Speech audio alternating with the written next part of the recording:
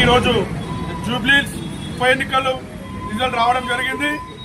అత్యంత భారీ మెజారిటీతో 24,000 పైచిలుకు మెజారిటీతో మా నవీన్ యాదవ్ గారు గెలవడం జరిగింది. బీఆర్ఎస్ పార్టీ నాయకులు మా నవీన్ యాదవ్ గారికి ఎలక్షన్ ముందు అతను రౌడీ షీటరు, చిన్న శ్రీశైలం అన్న ఇంకా పెద్ద రౌడీ షీటరు, వాళ్ళ తమ్ముడు రౌడీ షీటర్ అని దుర్ప్రచారం చేశారు. 6 నెలల ముందే బీఆర్ఎస్ పార్టీ క్యాండిడేట్ని మా కాంగ్రెస్ అభ్యర్థి నవీన్ యాదవ్ గారిని దాదాపు ఒక 25 రోజు 30 రోజుల ముందు నవీన్ యాదవ్ గారిని క్యాండిడేట్గా అప్పగించినాం.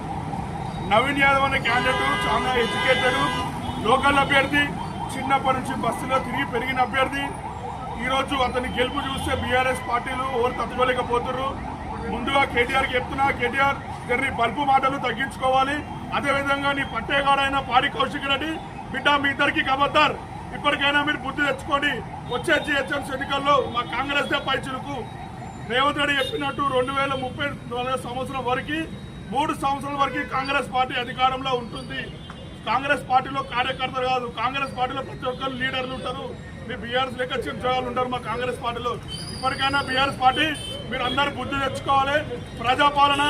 ప్రజాపాలన నాయకుడు మా రేవంత్ రెడ్డి గారు ఎంత మంచిగా అందరికీ అందుబాటులో ఉంటుండో మీరు గమనించుకోవాలి. మీకు తెలుసు మా రేవంత్ రెడ్డి గారు ఎంత మంచిగా అధికారం చేస్తుండో, కానీ మీరు దాన్ని తట్టుకోలేకపోతారు. ఖబర్దార్ బిడ్డ, బీఆర్ఎస్ పార్టీ మీ అందరికీ చెప్తున్నా, ముందుగా కేటీఆర్ గారికి, అలాగే చెంచా గారికి, కౌశిక్ రెడ్డి గారికి మీరు ఎక్కువ తక్కువ మాట్లాడరు అనుకో, మా యువజన నాయకులు మేము తరిమి కొడతారని మీకు వార్నింగ్ చేస్తున్నాము. జై కాంగ్రెస్.